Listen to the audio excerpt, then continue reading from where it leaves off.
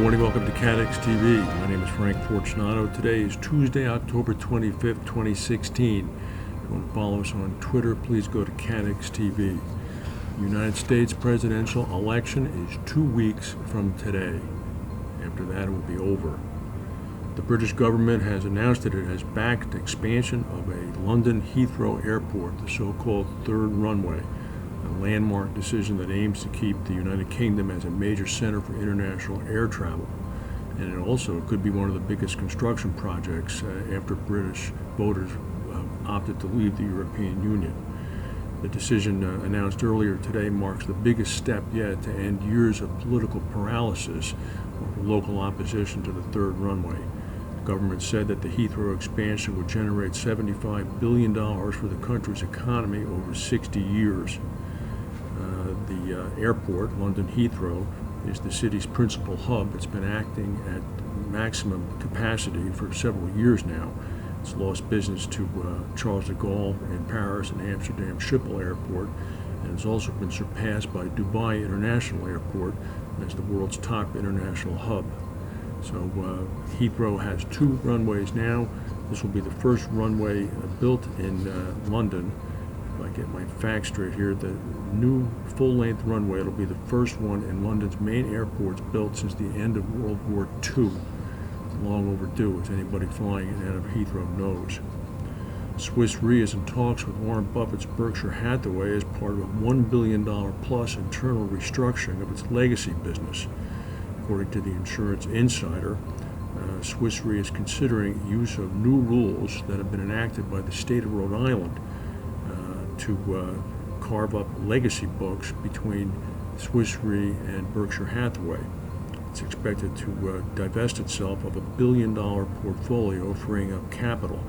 According to reports, the deal would see Swiss Re transfer the $1 billion in liabilities into a separately capitalized cell company domiciled in the state of Rhode Island, which would then write a retro program in conjunction with Berkshire Hathaway. The complex deal is still in its formative stages. The vehicle is going to be called Pro-Tucket. Many things in Rhode Island have Tucket at the end, Nantucket, Pawtucket, etc. Swiss Re is hoping to transfer the business into the new entity and put in place a 100% retro agreement to protect the cell. A powerful explosion at a Chinese residential complex has left 14 people dead, scorching buildings and scattering debris across the northwestern Chinese town of Jinmin. The local government said that over 100 people have been injured. Initial investigations showed that some kind of explosion has caused the blast. At least 60 people have been killed in an attack on a police training center in the city of Quetta in Baluchistan in Pakistan.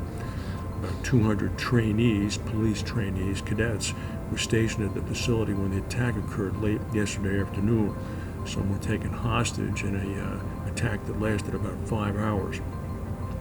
About 6 to 7 armed men attacked a dormitory inside the training facility while the cadets rested and slept. There is discrepancy as to who was at fault for this.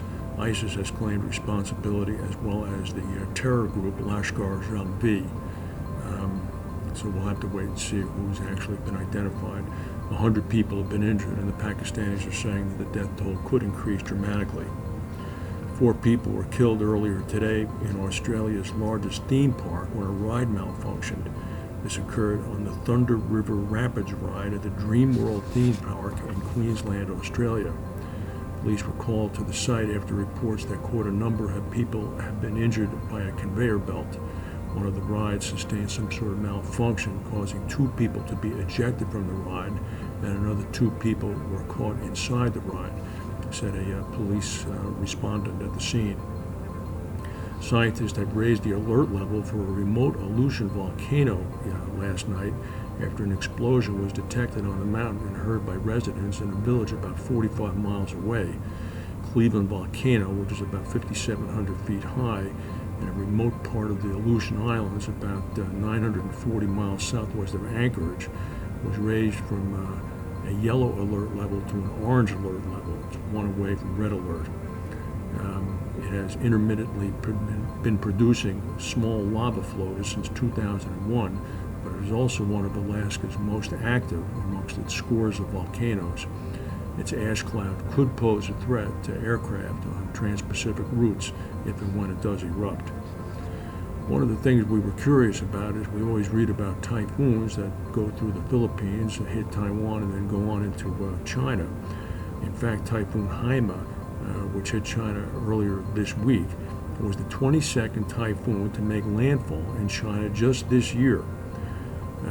As of this morning, China's Guangdong province is reporting damages to about 3,400 homes and about 190,000 hectares of crops, with losses calculated at about $617 million. The local government of China's Hainan province announced Friday that following Typhoon Sarika, the 21st typhoon of the year, which went through less than a week earlier, they saw losses of about $600 million.